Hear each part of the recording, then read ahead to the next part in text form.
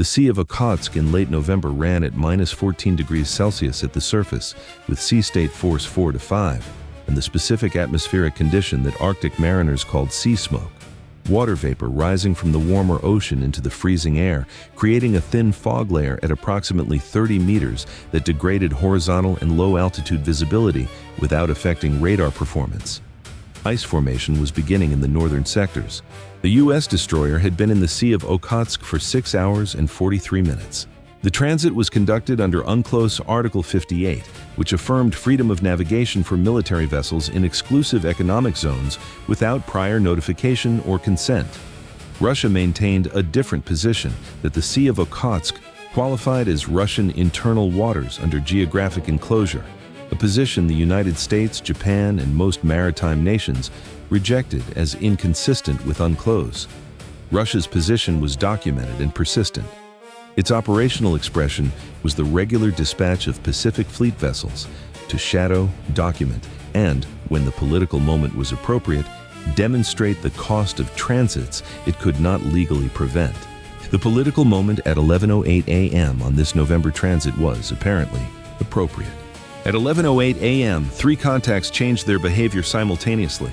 The first contact had been logged since 0930 as a Karakurt-class corvette maintaining a surveillance position 14 nautical miles northeast of the destroyer's current track. Not a patrol disposition, not a transit heading, but the specific stationary presence of a vessel that was watching without moving, which was a surveillance posture that the Pacific Fleet used in the Sea of Okhotsk the way the Northern Fleet used Vishnya-class vessels in the Barents.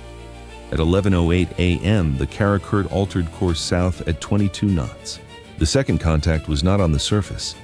It appeared on the air picture. Bridge, CIC. New airborne contact, bearing 036, altitude 200 feet, speed 380 knots. Contact is large platform, classification consistent with Tupolev Tu-142 Bear F maritime patrol aircraft. Contact is on a direct approach heading to our position. Time to overhead passage at current speed, approximately 14 minutes. A Tu-142 Bear F. Not a Su-24 Fencer, the Bear F was a different category of aircraft with a different operational role. The Su-24 was a tactical aircraft used for high-speed simulated attack runs. The Tu-142 was a maritime patrol aircraft, a 4-engine turboprop with a fuselage length of 53 meters and a wingspan of 50 meters, designed for long-range anti-submarine warfare, surface surveillance, and intelligence collection. The Bear F at 200 feet and 380 knots in the Sea of Okhotsk was not conducting a simulated attack run. It was conducting a deliberate low-altitude overflight, the same maneuver that Tu-142 and Tu-95 aircraft had been conducting against U.S. and NATO vessels since the Cold War. Designed to collect electronic intelligence, photograph the target vessel at close range, and demonstrate that Russian maritime patrol aviation could approach a U.S. warship at will in these waters. At 200 feet, the Bear F would pass over the destroyer's flight deck. At 200 feet and 380 knots, the physical effect on the ship below would not be subtle. Bridge, CIC. Third contact, surface. AIS signal activating. Contact designates as Amur-class logistics vessel, bearing 267, range 22 nautical miles. Contact is underway southeast at 12 knots. Contact appears to be moving toward our position. A logistics vessel, not a warship, the documentation asset. A large, civilian-hulled platform with cameras positioned at a range, allowing them to document the overflight and surface intercepts simultaneously, outside direct engagement parameters. The CIC tactical officer annotated the contact log, coordinated multi-platform demonstration. 3 platforms. 1 surface warship, 1 maritime patrol aircraft, 1 documentation vessel. All 3 had been in the area since before the watch began. All 3 had moved at 11:08 a.m. The officer of the deck pressed the intercom. At 11:10 a.m., the captain stepped onto the bridge. He looked at the air picture first. The Bear F at 200 feet, 12.4 nautical miles, and closing at 380 knots. 14 minutes to overhead. Then, the surface picture. Karakurt at 22 knots, CPA projected at 400 yards, time to CPA approximately 19 minutes. Then, the logistics vessel, 22 nautical miles, positioned for documentation. I have the con. He had been briefed on the Sea of Okhotsk transit package before entering the area. He had read the Pacific Fleet encounter reports from prior Okhotsk transits, 3 in the past 18 months, each of which had involved some combination of surface shadowing and aerial contact. None of the 3 had involved a Bear F. The Bear F was an escalation above the Karakurt presence alone, and it was an escalation of a specific kind. The maritime patrol aircraft Overflight was the Russian Pacific Fleet's way of making the SIGINT collection claim in a context where the Vishnya class was not present. The Bear F carried the same broadband collection capability as the Vishnya, packaged in an airframe that could approach at 200 feet rather than from a surface vessel standoff range. The Bear F wanted what the Vishnya always wanted, the destroyer's full electromagnetic profile at close range. And the Bear F had an additional capability the Vishnya did not. At 200 feet over the destroyer's deck, it could conduct visual and photographic documentation of the ship's topside configuration with a resolution that no surface vessel at standoff range could match. At 200 feet over the flight deck. CPA to Bear F overhead, 13 minutes. He turned to the CIC intercom. Get me the complete contact picture.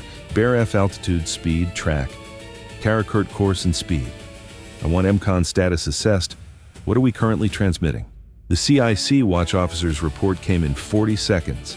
Bear F at 180 feet, 380 knots, on a track that would bring it directly over the destroyer's centerline at closest approach.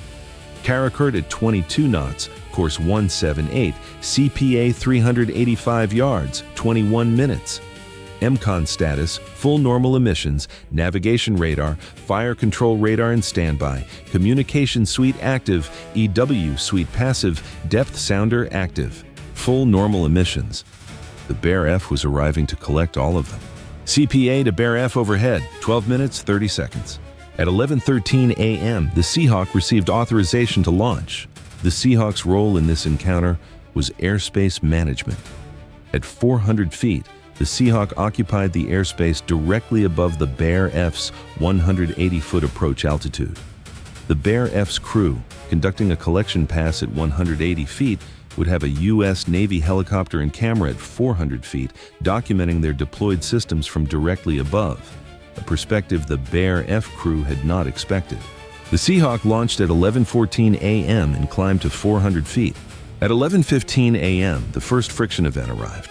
The sea smoke layer at 30 meters, the Arctic atmospheric condition that had been present since the watch began, had thickened slightly in the past hour.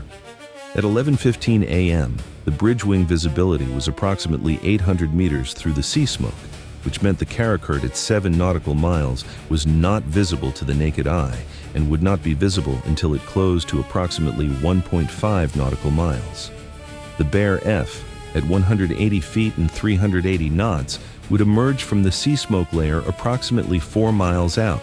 The aircraft was flying below the layer top and above the layer base in the specific visibility band that the 30-meter sea smoke created. The bridge crew would first see the Bear F visually at approximately 30 seconds before overhead passage, rather than the normal 3 to 4 minutes that 180-foot altitude aircraft at 380 knots were normally visible at. The sea smoke was not weather in the standard sense. It was the sea itself, evaporating into the freezing air and creating a localized visibility degradation that affected the visual picture without affecting radar. The radar had the Bear F precisely. The bridge crew would not see it coming until it was almost overhead. Bridge CIC. Bear F is at 160 feet and maintaining 380 knots. I'm tracking the contact through the sea smoke layer. The aircraft is in the layer. Bridge visual will be limited until approximately 30 to 45 seconds before overhead. I am maintaining radar track continuously, 30 to 45 seconds of visual warning before a 53-meter aircraft at 380 knots passed over the flight deck. The crew on exposed stations needed to be braced. The equipment on the flight deck needed to be evaluated for security. And the Seahawk, at 400 feet above the approach track, would have visual contact with the Bear F from a much earlier point. The helicopter was above the sea smoke layer, and its camera would pick up the aircraft's approach from a distance the ship-level optics could not. All stations, this is the bridge. Bear F overflight imminent. Expect approximately 14 minutes. All exposed station personnel brace for overflight. Flight deck, confirm all equipment secured. CIC, maintain radar tracking through the overflight. At 11:17 a.m., the Seahawk pilot's first report. Bridge Seahawk. I have the Bear F visual at 6.1 nautical miles. Large aircraft, 4-engine turboprop, very low. I estimate 150 to 170 feet. They have descended slightly. I can see the aircraft clearly. I am confirming Tu-142 configuration. I can see the aircraft's belly-mounted sensor array is deployed. The MAD boom is extended. I can see the observation port windows. Someone is at those windows. I can see movement. I am recording the full approach. The MAD boom extended. The magnetic anomaly detector that the Bear F used for submarine detection was deployed for the overflight. Observation port windows active. The Bear F was conducting the full SIGINT and observation run with all collection systems deployed and active. CPA to Bear F overhead, 9 minutes. At 11:18 a.m., the captain authorized EMCON. Activate EMCON Alpha. Navigation radar minimum safe pulse rate. All other emissions cease immediately. EMCON Alpha in the Sea of Okhotsk was a different calculation than EMCON Alpha in the Barents.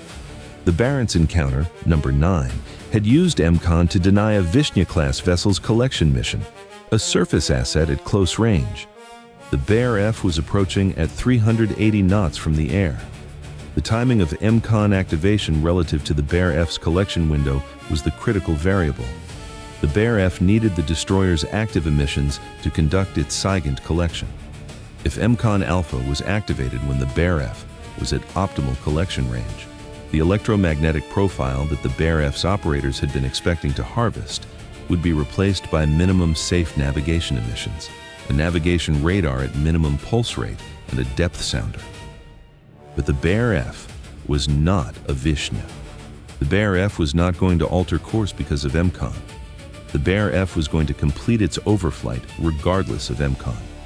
The EMCON denied the collection, but it did not deny the overflight, and the overflight, at 160 feet over the flight deck, was going to produce the visual and photographic documentation that was the Bear F's secondary collection objective, even if the primary SIGINT collection was degraded. The EMCON activation at 9 minutes before overhead was precisely calculated. The Bear F had committed to its collection pass, but had not yet acquired primary emissions. EMCON degraded the collection without changing the overflight. The tell in this standoff would not be the Bear F altering course. It would complete its pass regardless. The tell would be in the post-encounter record, the gap that EMCON had created in the Bear F's collection logs. CPA to Bear F overhead, 8 minutes, 30 seconds. At 11:20 a.m., Channel 16 broadcast from the Karakurt. In Russian first, then English. American warship currently operating in the internal waters of the Russian Federation, your presence is unauthorized and violates Russian maritime law. You are directed to immediately depart Russian sovereign waters and proceed to international waters. This is an official notice from the Russian Pacific Fleet. Comply immediately. Internal waters of the Russian Federation. The broadcast named it directly, not territorial waters, not exclusive economic zone, but internal waters, the most restrictive classification in the law of the sea, the classification that, if accepted, would mean no freedom of navigation right at all, no transit right, no presence right without Russian consent. Russia's legal position at maximum assertion broadcast on Channel 16 to every monitoring station in the Pacific that had tuned to the frequency. The captain did not respond on Channel 16. He was looking at the radar display where the Bear F was at 4.2 nautical miles and the Karakurt was at 9.1 nautical miles.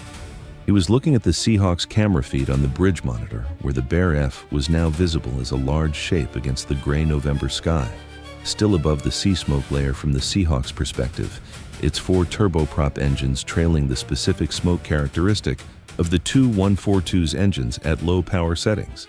CPA to Bear F overhead, 7 minutes. At 11:21 a.m., the second friction event arrived. The Bear F's electromagnetic emissions, which the destroyer's EW suite was passively monitoring throughout, showed a change at 11:21 a.m. The Bear F had been radiating its standard navigation and communication systems since detection. At 11:21 a.m., the EW operator reported an additional emission. Bridge CIC. Bear F is activating its Berkut search radar. I'm reading the Caution K search radar emission. The Bear F has turned on its surface search radar. They are now actively scanning us. The Berkut radar. The Bear F's surface search radar, used for locating and tracking surface vessels at close range. Its activation during the approach was the specific EW signature of a Bear F that had shifted from transit mode to active collection mode. The aircraft's crew had decided that the destroyer's reduced emissions from EMCON required a different collection approach, specifically the Bear F's own radar illuminating the destroyer to build the target profile that the destroyer's own emissions were no longer providing. The Bear F was using its own radar to see what the destroyer's EMCON had taken away. CIC bridge. Fire control radar active on the Bear F. Tracking mode. Do not illuminate. Fire control radar in tracking mode on a Tu-142. Bear F at 4.1 nautical miles and 160 feet altitude. The Bear F's defensive EW suite, the Tu-142, carried basic radar warning receivers, was now receiving fire control radar emissions from the destroyer. The Bear F crew knew they were inside a fire control tracking solution. They were a 53-meter aircraft at 160 feet, conducting a radar-active collection pass against a destroyer with fire control tracking active. The specific EW data point, fire control radar emissions from the destroyer arriving on the Bear F's warning receivers, would go into the Bear F crew's debrief. It would appear in Pacific Fleet's operational assessment of the encounter. The message was precise. A Bear F conducting a radar-active collection pass at 160 feet was not exempt from being tracked. CPA to Bear F overhead, 5 minutes, 30 seconds. The Seahawk was at 400 feet, its camera documenting the Bear F's approach from above and behind. The Bear F was at 160 feet, its MAD boom deployed, its Berkut radar active, its observation windows occupied. The two aircraft were at 240 feet of vertical separation, both operating in the same airspace, both recording, both collecting. The Seahawk collecting from above, the Bear F collecting from below. At 11:24 a.m., the Bear F was at 1.2 nautical miles. The sea smoke was visible from the bridge in a way that it had not been earlier. The combination of the destroyer's wake and the Bear F's approach wake was creating a localized turbulence in the 30-meter layer that made the smoke billow and fold. At 1.2 nautical miles, the Bear F was not yet visible to the naked eye through the sea smoke. It was a radar return and a fire control tracking solution and an EW emission signature and a Seahawk camera image. At 11:24:40 a.m., the Bear F emerged visually, appearing from the sea smoke at approximately 0.7 nautical miles. The Tu-142's silhouette growing from a smear to a distinct form in 4 seconds. 4 turboprop engine pods, MAD boom extending 8 meters behind the tail, belly antennas and observation windows visible. It passed over the destroyer's bow at 11:24:52 a.m. at 160 feet. The sound arrived before the visual, the Tu-142's engines producing the specific aural effect of something enormous at low altitude, audible over the sea smoke's dampening. The aircraft was visible for approximately 1.8 seconds from the bridge. The Propwash arrived 2.1 seconds after stern clearance, a wider, slower turbulence than a jet's blast, reaching the deck as a physical pressure wave that caused the bridge crew to brace instinctively. The Seahawk, at 400 feet, had been directly above the Bear F's overflight track and had documented the aircraft from above throughout its pass. The MAD boom, the deployed collection systems, the observation windows, the Berkut radar antenna, all from a downward perspective that the Bear F's own crew had not expected to be documented from. At 11:25 a.m., the CIWS completed its power on and entered passive thermal tracking mode on the Karakurt as it closed to 6 nautical miles. CPA to Karakurt, 380 yards. Time 12 minutes. The tail appeared at 11:26 a.m. The Bear F, which had passed over at 11:24:52 a.m. and was now at 3.1 nautical miles southwest and climbing as it completed its overflight arc, registered a change in its radar emission. The EW operator, Bridge CIC. Bear F Berkut radar has gone to standby. They have secured the active surface search radar. I'm still reading navigation emissions, but the collection radar is off. The collection radar was off. The Bear F had activated the Berkut at 11:21 a.m., 4 minutes before the overflight, in response to the destroyer's EMCON. It had run the Berkut through the overflight. It had secured it at 11:26 a.m., 2 minutes after the overflight. The EMCON had not prevented the visual documentation, but the Bear F's crew, looking at their collection logs, would see the gap that EMCON had created in the destroyer's emissions profile. Active emissions up to the EMCON activation, minimum safe navigation emissions through the collection window. The destroyer's active profile not present during the period of maximum collection geometry. The collection mission had not been fully executed. The Bear F's crew knew it. Securing the Berkut 2 minutes after the overflight was the EW signature of a crew that had completed their run and was transitioning to transit configuration. The run was complete. The full collection objective had not been met. The blink came in 3 layers. On the EW display, Bear F Berkut radar secured at 11:26 a.m. Aircraft transitioning to standard navigation emissions. Mission complete EW signature. Then, visual through the bridge windows, the Bear F at 3.4 nautical miles and banking northeast. Its navigation lights now visible as it climbed above the sea smoke layer toward transit altitude, the specific bank angle of a large aircraft establishing a departure track rather than a second approach. Then, the Karakurt. At 11:27 a.m., the CIC reported that the Karakurt's CPA projection had shifted. The Russian corvette had begun a slight deceleration from 22 knots to 18, the first deceleration since its 11:08 a.m. departure from its surveillance position. The Karakurt deceleration was the surface component confirming what the Bear F departure had already indicated. The coordinated demonstration had completed its planned run. The Bear F was departing. The Karakurt was decelerating.